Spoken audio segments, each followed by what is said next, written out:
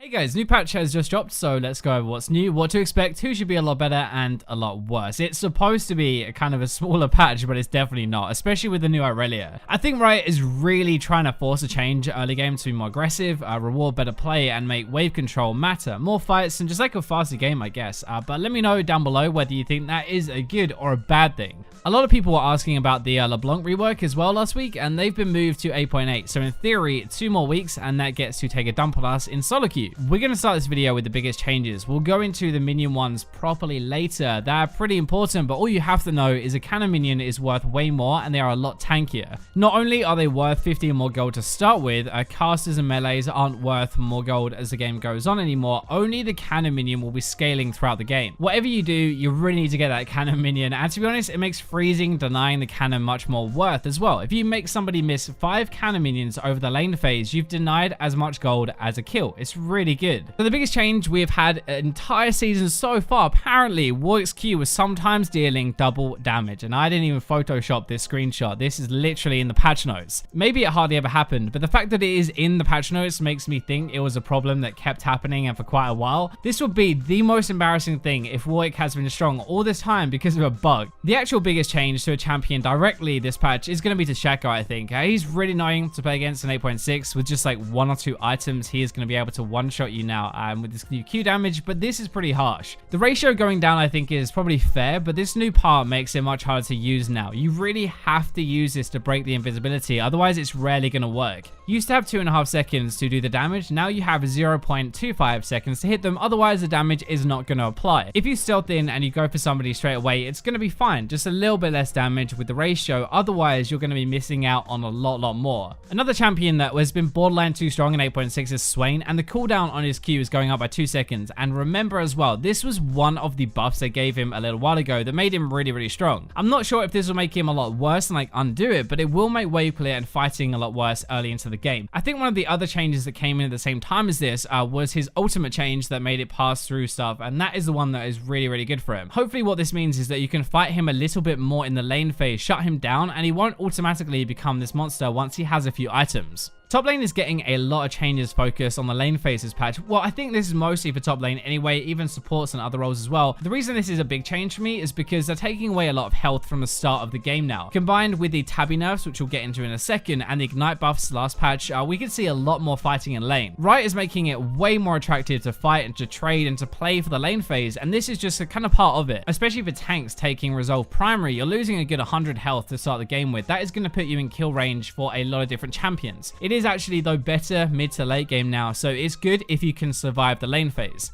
As we just mentioned it, we'll go into the Tabi changes now. You get 10 less armor, but it's better versus auto attack slightly. I know it doesn't seem like a ton, but 10 armor can make a big difference when you're fighting any champion early, or especially with lethality. Later into the game, it's not going to mean very much. Like as the armor number gets a bit higher, like 10 off it really isn't that much, but early it does though. So buying Tabi versus a Riven top lane and just laughing, that's not going to be as good. Any champion really that wanted to fight early and is AD damage, like a Draven or anything like that, this is a really good change for you to get ahead because somebody can't just counter you. Also, when it comes to lethality and stuff, the arm pen on Dustblade and Ghostblade at level 11 used to just be cancelled out by a Tabi, which is insane really. Now it will reduce your armor and make them do more damage. That is where the real benefit comes, I think. With the other side of the change though, they will kind of be better later into the game versus AD carries especially. If somebody is going to get Tabis and then like randomins on top of that, which reduces crit damage taken by 20% by the way, something most people don't even know, that is a brutal combo. See what I mean about this? Isn't really a small patch, right? We've got 2 more reworked runes as well. Manafly band is the first one of those too. Will be different in 8.7 and no longer just like take it on everybody who wants some mana. On champions that build a tier and archangels, this will be so good. Getting an extra chunk of mana to feed into like that sounds like a proper good deal for me. You don't want to take this on champions who just want to spam trade early anymore. Like I doubt this will be as good on a Janna, for example. You used to take it so you could spam your W and trade early, but now it's not giving you that mana regen until later, and she doesn't exactly have mana issues outside of lane, right? It should be good though on anybody who does want mana regen mid to late game though, and couldn't really use a spam from like Manafly ban. Champions like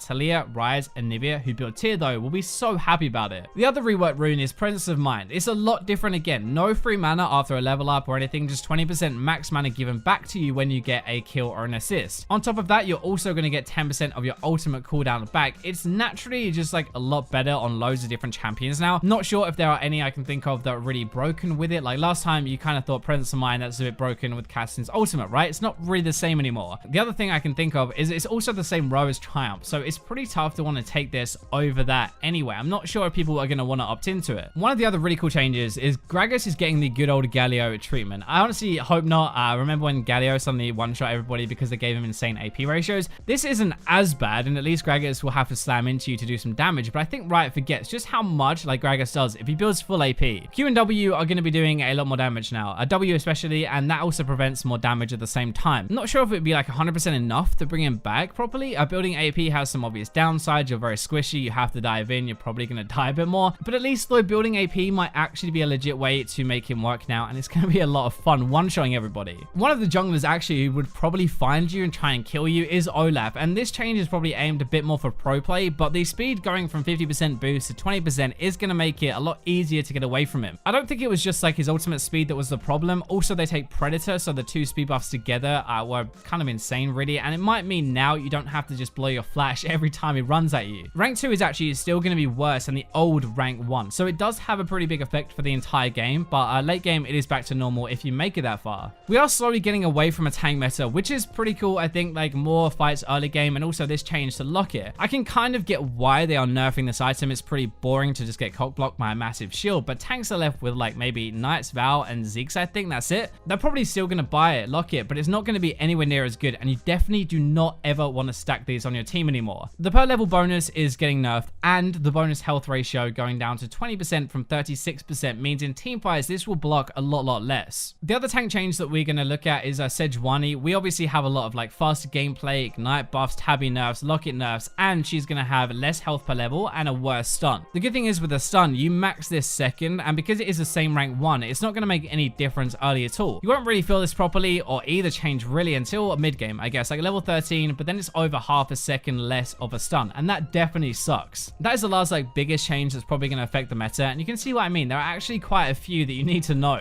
Anyway, there are a bunch of other champion changes, but these are a bit smaller. So like Elise, for example, her cooldown is lower rank 1 on her E, which is nice. It will benefit for a good part of the game, but it's unlikely to be enough to make her excel again, and neither is that Q damage. This E change is probably more there for like early skirmish fights where you engage with your E, where you start it off and then you want to use it again during the fight. Another jungler that's getting a minor change is Hecarim. Healing increased by 10%. It isn't major, but maybe both of these are just like a push and say, hey, we don't think these champions are as bad, go play them. Considering as well, like this is 10% extra damage taken by enemies with that buff that heals you, right? So a more damage heavy build might actually be better. There are actually another 2 junglers in this one as well getting small changes. Ivan should be good right now in this current meta. There are a bunch of changes. His W cast range is going up a bit, a few quality of life things for Daisy. He builds Sensor, right? He buffs the AD carry we have. He can snowball a game earlier, which is almost the exact meta that we've kind of described in this video. These are not massive changes to him, but they should be a nudge to play him a little bit more and say, actually, like this meta fits him. Kayn is another one who's getting passive buffs to the speed which you can actually get some of your souls and like transform and stuff. Supposedly, it's going to be rewarding him for ganking more early and then stacking up your passive. If you didn't realize, a lot of Kayn's losses come before he transforms actually, or when they're too far behind before he can actually transform. His win rate jumps up massively once he finally gets it. This should make him better overall in theory and fix one of his biggest weaknesses. Moving away from the jungle finally, Karthus is not huge, but you spam like his Q over and over, right? And it does do double damage to isolated targets, so like 10 more damage is bigger than it seems. I personally even think like Karthus is pretty solid right now, whether you cheese it with Predator or whether you go Aerie or whatever. Like I at least think he's underrated. The weirdest change is actually to Leona, I think. I legit cannot honestly imagine sitting down at Riot thinking, you know, I think Leona needs a buff. You know, instead of touching any of her abilities or whatever, let's just make her adaptive damage AD now. That seems really strange, but in fairness, I guess it might help a little bit. If you auto attack Q, auto attack, that is going to do more damage. Last couple of changes, Lux's ultimate is going to have a better refund mechanic. It's already got one there, it's just getting buffed in 2 different ways. It sounds really big, and if it works, it is really strong, but I rarely ever see a Lux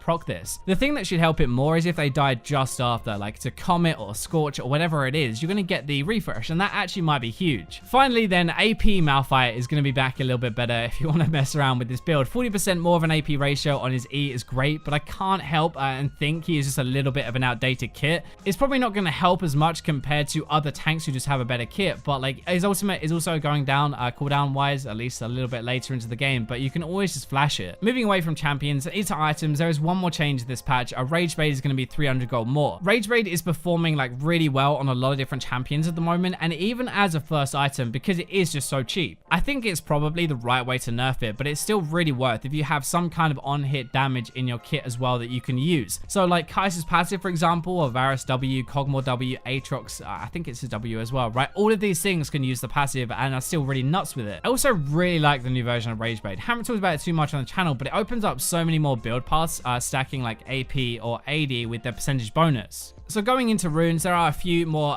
tweaks as well. They aren't massive, honestly. There are only a few minor changes to runes, really. Like Zombie Ward, for example, is going to be a lot worse now. And remember, they already nerfed the duration a while ago, and they're doing it again. The Legend Tenacity might actually be the most underrated change in here. It's good on a lot of bruiser tanky champions, so we might see this taken a lot more now. Finally then, the minion changes. So we summed it up at the start, but if you want to properly like kind of understand the changes, then we're going to go over them a little bit. Minions used to scale every 3 waves and become worth slightly more gold to keep up with the game pace, but now casters and melee minions will have no scaling at all. Casters will be worth 3 less, minions worth 1 more, but they won't change throughout the game. That gold is going to be placed into cannon minions instead. 15 more to start the game with and 3 more every 3 waves. They will also have more health to start with and have basically double the growth throughout the game. You really want to make sure you collect the cannon waves on the side lanes during the whole game though. Like yes, they are worth more gold, but as they are tankier, they will do a lot more damage to a tower. It's not really them who do more damage to a tower, like they obviously last longer, but other minions last longer as well now behind them and pump out way more damage at the same time. So anyway, I hope you enjoyed the video. Thank you for watching, and for now I will leave you with the robots.